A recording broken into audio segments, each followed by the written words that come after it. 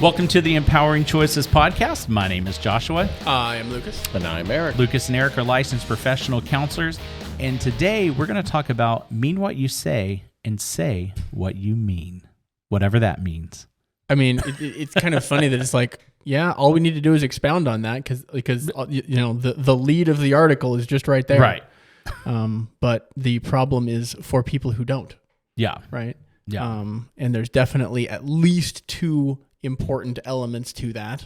Well, it's say what you mean and mean what you. Yeah. No, it's the two things in the title. Yeah. Right. So when you say things, follow through on them, and then the things that you choose. I mean, it's just the same thing both ways, I suppose. Right.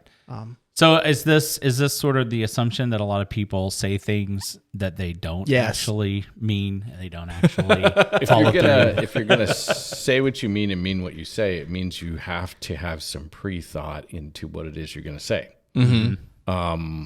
I tested my parents an awful lot, as we've talked about in podcasts, when I was growing up. And so their first reaction, no matter what it was that I had done, was to simply send me to my room so that they could simmer down and talk. Mm-hmm. And they were trying to avoid grounding me for life every single time.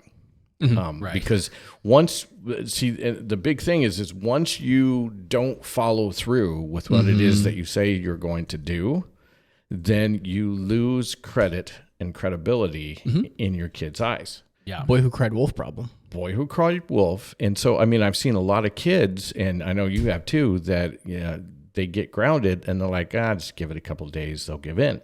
Oh my gosh, almost verbatim from one of my child clients. Yeah, Right. It's like, I just have to wait my parents out, It was supposed to last, 3 months. Right. And if I just wait out the end of the week, it'll all go away. For punishments. Right, because I only know one parent that will ground for a year and they actually stick to it, which is a whole different problem. Yeah, when you say that's a different podcast. But so you want the punishment to be able to fit the crime, but you also want to be able to reasonably enforce that.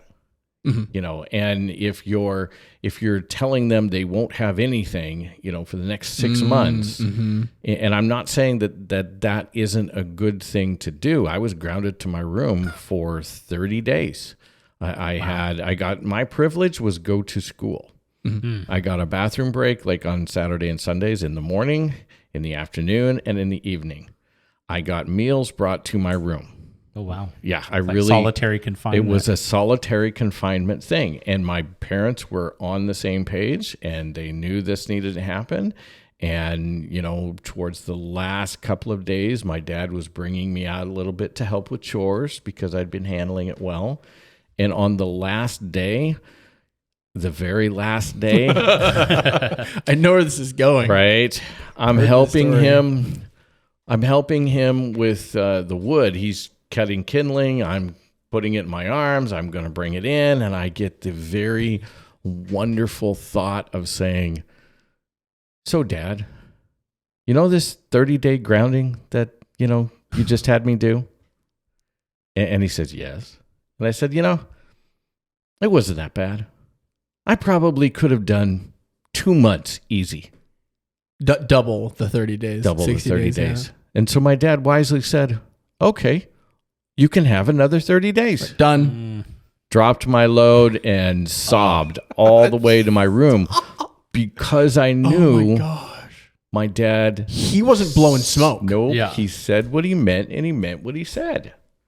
And so and that's one of the things that when you're working in raising your kids, if your kids know that you mean what you say, that is an assistance in your parenting.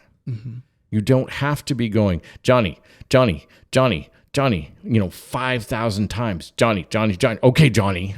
Now it's okay. Right. Now it's okay, now it's serious. No, but if you have established, all right, Johnny, I just asked you to do this, and now I'm going to ask you for a second time. And if I have to ask you for a third time, here's what the consequence is. So you don't have to go into, okay, now I'm serious. Right, after 15 minutes. After 15 minutes, because you're now, as the parent, this is draining to you. Oh, gosh. And parenting in and of itself, especially when you have more than one kid, is going to be draining in and of itself just by the fact of parenting. Even when it's going the best you can get it to go. Yes. Your kids will be upset with you. Oh my gosh. And that's everything going perfectly. Well, they're going to want to come and share things with you and show things to you and do things to you, meaning you get to do fun things with them and experiencing it. And that's all going to be draining.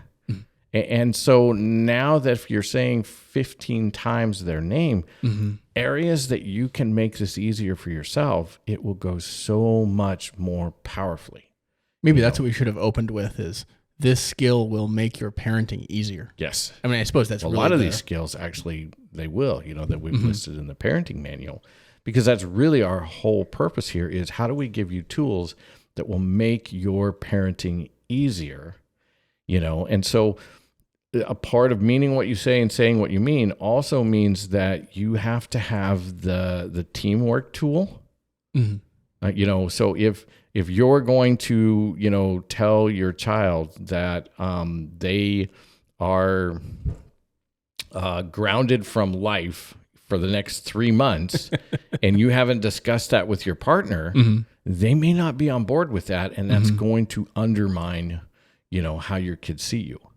So you want to be able to, work that together so that you both are standing together. Even if you both don't agree, you're talking about it and you might be able to come to a place where you both can agree and then you both stand behind that. And the big question is were you grounded from life for the next 30 days after you quipped off to your dad? Yeah, I did the next 30 days. He was just like done. Yeah. And it happened that way. Wow. Yeah. I'm such a strong-willed kid. I'm such a strong-willed individual. He knew that had to happen. I could not win that. And so once I said and spouted off and said what I said, I put myself in a corner. And there are ways to be able to, work with that. The magic wand is a tool that we talk about that you can. That's what I was thinking. You can do some different things. And he could have, moved me out of my room, under that grounding sooner. But as I'm looking back and evaluating it, he really couldn't have. For you. For me. For who you were and who he was and the relationship you had, him following through on it to the letter was the best solution. Because he knew me. Ding. And that's one of the biggest keys to any of these tools is that you've got to know your child. You've got to get to know them and you've got to continually be connected with them so that you can see what's going on inside them and in their lives. Right. Like my mom, she would always tell me like, you got one more shot, you got one whatever. But I was such a boundary pusher tester as most kids are. And I quickly learned, I did have shots beyond the shots. And so she would say that. Yeah, she would say that. Yep. And not mean what she said. And so I would push and push and push and push.